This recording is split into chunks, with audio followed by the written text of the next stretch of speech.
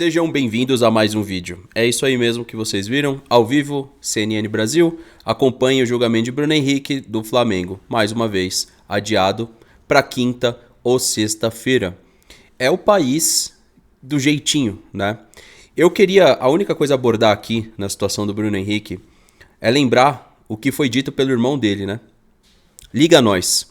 O que é aí onde você mora o Liga Nós? O Liga Nós, pra mim, é aquela situação de se você tem uma informação, se você tem uma situação que possa me favorecer como seu amigo, como seu parente, como alguém de confiança, Liga Nós. O documento aponta que o jogador do Flamengo forneceu informações privilegiadas, repassadas por Vander a um grupo de apostadores, que inclui parentes e amigos. Ao todo, 10 pessoas foram indiciadas. Vander Júnior e Bruno Henrique podem responder por fraude em competição esportiva, com pena prevista de 2 a 6 anos de prisão, e estelionato, 1 a 5 anos de cadeia. Os demais foram indiciados por estelionato. A polícia dividiu as investigações em 2 grupos, o que definiu como núcleo familiar, concentrado nas mensagens enviadas e recebidas a partir de Vander, e um segundo núcleo com amigos de Vander, que também se beneficiaram das informações para apostar. Conversas entre Bruno e Vander já tinham sido divulgadas no decorrer da semana. Pouco mais de 2 meses antes do jogo Flamengo e Santos, Vander perguntou ao irmão se ele estava com 2 cartões amarelos e pediu para ser avisado quando Bruno... Esse aqui é o Liga Nós. Sabe o que chama a atenção? 29 semanas. 29 semanas. Cada mês tem 4 semanas. 4, 8, 12, 16, 20, 4, 28. Vamos ver em que data que o Alan tomou o cartão? Alan, Palmeiras, cotovelada em Samuel Xavier. 23 de julho. Cumpriu a suspensão e agora está fora do próximo jogo. Justamente na reta final do campeonato, em uma partida que o Palmeiras já tem uma série de desfalques. Liga Nós. Então, a gente vai esperar para ver a resolução, porque hoje o Alan foi punido por uma situação de jogo e está fora da partida contra o Santos, não só o Alan quanto outros jogadores. Aí, a gente tá num mato sem cachorro, eu acho que é assim a frase, não tenho certeza, que é: o Palmeiras elogia a postura da CBF, elogia a mudança de calendário, a nossa presidente não fala nada, o Abel Ferreira também não, e a gente fica aqui, será que nós devemos também falar alguma coisa? Ou esperar para ver o que vai acontecer nos próximos jogos? Hoje a gente vai simular o Campeonato Brasileiro em live, no Não Importa o que Digam. Essa situação do Bruno Henrique eu deixo em stand-by, porque quem julga não sou eu, né? Porque se fosse eu queria realmente chamar a atenção pro Liga Nós. Isso é muito específico para mim, mas vamos ver como é que a justiça vai entender, né? São eles que julgam, não nós. Para mim é muito específico esse Liga Nós. Me pega um pouco, não sei para vocês. Então, no vídeo de hoje a gente também vai abordar a situação na live da simulação do provável Palmeiras para enfrentar o Santos. Tem uma provável Palmeiras da 3-4-2-1. Conto com a participação de vocês. E a tabela para o Flamengo agora ela é melhor. Num passado, quando o Palmeiras pegou a liderança e teve a oportunidade de até abrir mais pontuação sobre o Flamengo, a nossa tabela era melhor. Agora a tabela do Flamengo é melhor. Então a gente vai simular o Campeonato Brasileiro. O Palmeiras vai ter que ter muita força de elenco, muita resiliência. Vai ter que dar a volta por cima aí já contra o Santos. Nós temos a mudança do calendário também. Então tem algumas coisas e algumas situações específicas para a gente conversar. Então peço para você deixar o like, se inscrever no canal e ativar o sininho. E vamos ver o que a gente falou sobre essa possível 3-4-2-1, que é uma variação importante para a gente enfrentar o Santos dentro do que vai ter disponível. Mas, na minha opinião, o Alan ficar fora por uma situação de jogo é uma palhaçada. Até porque o Matheus Pereira também deu uma cotovelada na partida Internacional e Cruzeiro. Então, se o Alan foi punido, o Matheus Pereira também tem que ser. E aí não é um caso que eu quero falar do Cruzeiro, que eu quero... Não, é uma situação que serve para um, tem que servir para o outro. Concordam? Enfim, quero saber a opinião de vocês e vamos trocar uma ideia sobre essa 3-4-2-1. Deixa o seu like, se inscreve no canal, ativa o sininho, participa da nossa transmissão ao vivo hoje também. Temos uma opção como essa, né? E nós temos uma variação que a gente pode conversar. Tem jogadores, por exemplo, que estão sendo menos utilizados, né, ultimamente. Então nós também temos esses caras para tentar encaixar aqui.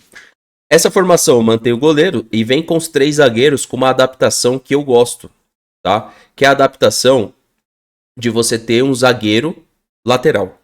Eu acho que isso tinha que ser trabalhado no Palmeiras, mas não para ter uma dobra de lateral, mas para te colocar um ala ali na frente, né? Então nós temos os 3 zagueiros com um lateral pela direita. O Kelvin passa a ser o cara mais ofensivo, tipo o que o Mike era. Então ele tem muito mais condição de nos entregar algo positivo que o Mike entregava, tá?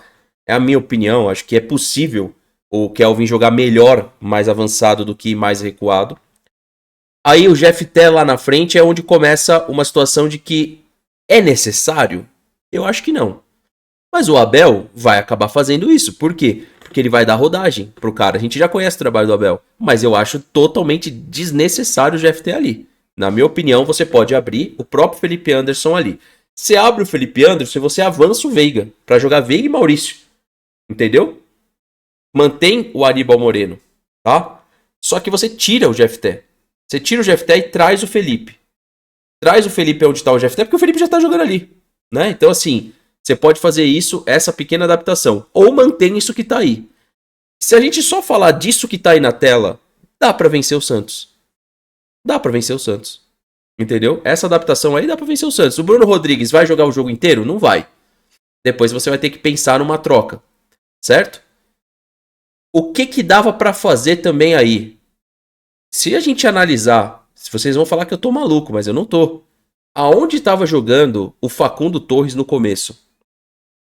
Como um ala. Qual que é o papel aí do cara que joga ali onde tá o Jefté? É cobrir essa lateral. O que o Felipe Anderson tem feito? Cobrir lateral. Então esse time é o suficiente para vencer? É. Nós temos adicionais da base também. Se a gente quiser, por exemplo, colocar um Larson onde tá o Veiga, é possível. Você tira ali, joga com o Aníbal Moreno e promove o Larson. Até porque, o que eu tava falando, que time que o Santos vai botar em campo, cara? Olha o time de ontem do Santos. Você vai falar pra mim que não dá pra gente... Ou o Riquelme, você trazer um moleque da base pra esse jogo é fundamental pra correria. É fundamental você ter essa energia pro jogo contra o Santos. Tem que ter. Então acho possível ter uma adaptação. Então, de escalação, de escopo, essa 3-4-2-1, o Paulinho não tá pronto ainda. O Paulinho não tá pronto. O Alan, só pra quem tá chegando agora aí na live, ó, tá suspenso. O Alan foi punido aí, que a gente já conversou que é uma loucura você pensar na punição do Alan. É uma loucura. É só nesse futebol brasileiro mesmo. O cara tinha que ser só expulso. Tinha que ser só expulso. O Andrés tá suspenso. O Andrés tá suspenso. E outra coisa que o time do Palmeiras é juvenil. Você vê time forçando o cartão. A gente tinha que ter forçado 2 cartões ontem e não forçou. É um time juvenil, cara. Como é que pode? É muito certinho. E só toma onde? Gustavo Gomes estava pendurado. E o Piquerez também. Aí é papo agora de perder eles lá na reta final. Ô, Torres, não é burrice. É muita burrice. É muita burrice. Porque isso é do jogo. Isso é do jogo. Você não pode forçar cartão em detrimento de uma posse esportiva. Mas forçar cartão é desde que eu sou moleque que isso ocorre. Inclusive o Palmeiras já fez isso. Não é burrice, cara? Lógico, mas tem que forçar. É do jogo, Torres. O Arrascaeta eu nem vi que forçou o cartão, mas tem que forçar. Tem que fazer. E ontem tinha espaço para um jogo físico, pra você fazer uma falta, pra você tentar uma cabeçada. Tinha espaço para isso. Tinha espaço. Pois é. É umas coisas que não dá pra entender, mano. Não dá pra... Valdívia, isso é do futebol. Isso é do futebol. Não deixa... Cartão não deixa de ser estratégico. Sabe quando você faz a falta técnica, não é uma estratégia que é permitida? É permitido. Então você tomar o cartão pra você pensar em limpar esses cartões. Porque você tinha data aí pra isso, cara. Você tinha data aí pra isso. Nem isso aí a gente fez direito. É bizarro. Mas vamos voltar aqui pro time. O que vocês mudariam aí? Comenta aí, vamos lá. que vocês fariam diferente? Cabe uma 4-2-4 também, viu? Dá pra montar uma 4-2-4 também. O Torres falou que acha que é isso mesmo. Qual a chance do Palmeiras ganhar com esse time? Cara, eu acho que esse time, perante ao que o Santos entrou ontem, bate de frente. Se o Santos entrar com Souza, Zé Ivaldo, Luan Pérez, Igor Vinícius, João Schmidt, Arão, Guilherme, Álvaro Barreal, Zé Rafael e Neymar, esse time aqui bate de frente. Esse time aqui bate de frente. Tem até algum conjunto aí, né?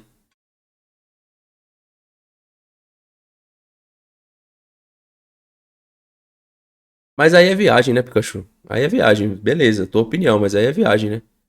Eu acho que você tem que olhar os processos da base, entendeu? Um jogador, por exemplo, que caberia nesse jogo é o próprio Gilberto. Você não precisaria tanto mudar o sistema. Você podia vir com o Gilberto na lateral e o Kelvin à frente. Você pega o Giai, testa ele de volante, que a gente sabe que ele pode performar. Então a dupla de volantes poderia ser o Giai ali. Só que a gente não tem usado o Gilberto, vai usar agora? Não vai também. Eu acho que é mais fácil usar aqueles que ele já está relacionando. E tá mais presente. Por exemplo, o Larson de 8, ali onde tá o Veiga, ele pode jogar. Ele pode colocar o Aníbal, o Larson, certo?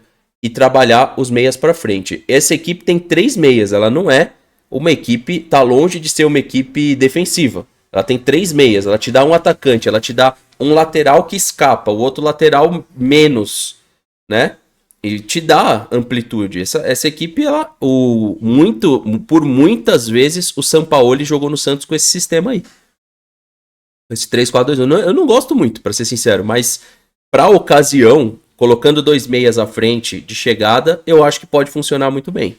E aí, meus amigos, o Palmeiras seria uma farsa pra gente conversar sobre o G6? Qual que é a opinião de vocês? Muita gente gravou sobre isso, né, mostrando uma indignação a respeito do G6. O Abel Ferreira, ele respondeu na coletiva quando perguntado, e a resposta dele basicamente foi: eu só jogo contra o G6? Mas eu acho que tem que ser um desempenho a ser questionado, sim, né? O Palmeiras, ele precisa performar melhor contra as equipes do G6, porque é justamente isso, na minha opinião, que faz com que a gente tenha dificuldade de ganhar do Flamengo no Campeonato Brasileiro. Claro que a Libertadores vai ser outra história, mas eu acredito que o Abel tem que ficar preocupado com esse desempenho, porque o Flamengo é constantemente um time de G6. E a gente vai disputar muito título com o Flamengo e não vai parar esse ano. Então a gente tem aí uma situação bem específica quanto a esse tabu contra o Flamengo, que nos jogos desse ano eu acho que o Palmeiras teve uma performance que pudesse sim dar a vitória ao Palmeiras, mas errou individualmente falando. Então acredito que a resposta do Abel na coletiva de ontem ela é falha. Ele precisa estar preocupado não só pela continuidade dele no Palmeiras, que depende de um título, até porque ele mesmo prometeu que sairia do Palmeiras se não ganhasse título nenhum. E eu sei que muita gente não pensa assim, acha que ele tem que permanecer sem título, mas isso é uma promessa dele. Eu acho que ele precisa olhar para o time por que ele não performa. Não performa porque não tem a posse, não performa porque não tem o domínio do território e não performa porque não tem o domínio das ações. Quando a gente vai disputar contra as equipes que já conhecem melhor o Palmeiras, que já jogam o Palmeiras, o próprio Mirassol joga o Palmeiras todo ano, praticamente, em Campeonato Paulista. Então são equipes que estão mais acostumadas. Então o Cruzeiro esse ano de uma montagem melhor. A gente tem uma série de times do G6. O próprio Cruzeiro é uma situação que a gente, né, poderia ter vencido, perdeu um jogo pro Cruzeiro. O Cruzeiro empatou um com o Flamengo e ganhou outro jogo. Ou seja, o Cruzeiro teve um desempenho muito bom, mas também, assim como o Flamengo, derrapou contra outras equipes. Enfim, para mim esse desempenho do G6 está atrelado a uma falta de identidade do jogo. Precisa melhorar a identidade do Palmeiras. É um time vertical, então ele tem que ser bem vertical. É um time que agora vai trabalhar a posse de bola, então a gente tem que encontrar um sistema que favoreça essa posse de bola. Não dá pra você oscilar do 4-4-2 pro 3-4-2-1 a todo momento e achar que essa equipe vai jogar bem. Eu acho que a mudança e as variações do sistema levam o Palmeiras a ser um time inconsistente em jogos grandes. E quando a gente fala jogos grandes, a gente tem todo ano passado Botafogo, o Palmeiras não conseguiu performar. A gente teve ano passado já jogos contra o Corinthians. Esse ano, os confrontos contra o Corinthians, para mim, faltou identidade.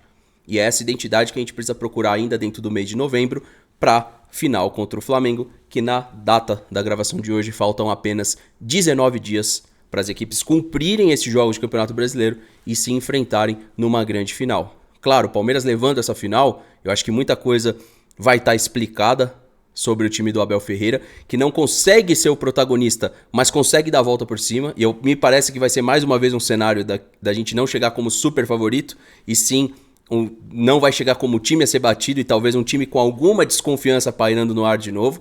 Agora a gente também tem o cenário de pontos corridos. A dificuldade que foi apresentada para o Palmeiras foi apresentada para o Flamengo. Agora existe uma situação melhor para o Flamengo do que para o Palmeiras e é o que a gente vai conversar na live de hoje, junto à simulação do Campeonato Brasileiro. Conto com a sua participação. Peço para você também deixar o like, se inscrever aqui no canal e principalmente comentar o que vocês acharam do sistema de jogo 3-4-2-1 para enfrentar o Santos. Dá para montar uma variável de 4-2-4 junto com o Larsson na volância. Então 2 volantes, um meia aberto por um lado, um meia aberto por outro, um meia articulador e um centroavante. Então essa variação eu vou deixar para transmissão ao vivo, não importa o que digam, mas dá para ser o 3-4-2-1 como um 4-4-2 com a variação da 4-2-4, podendo fazer uma marcação de 4-5-1 também. Conto com a participação de vocês, não importa o que digam, comenta o que vocês acharam também desse caso do Bruno Henrique. Eu acho um verdadeiro absurdo e não vou mudar minha opinião. Para mim, a gente precisa olhar com calma com essas questões que estão acontecendo de apostas esportivas, principalmente entre jogadores, familiares, jogadores sendo patrocinados diretamente por casa de aposta, influenciando diretamente na publicidade. Eu acho isso terrível para o nosso futebol, terrível. E principalmente essa questão dos familiares, né? Porque se isso virar moda e a gente não ter realmente uma maturidade para conversar sobre o assunto, eu acho que o nosso futebol para os próximos anos pode estar em risco, né? A qualidade do nosso futebol pode estar em risco, mas tem gente que acha que está normal. E eu respeito. Eu não acho normal, mas respeito se você eventualmente acha que isso tudo está dentro de uma normalidade. Deixe seu like, se inscreve no canal, ativa o sininho, compartilha o vídeo se curtiu aqui o conteúdo.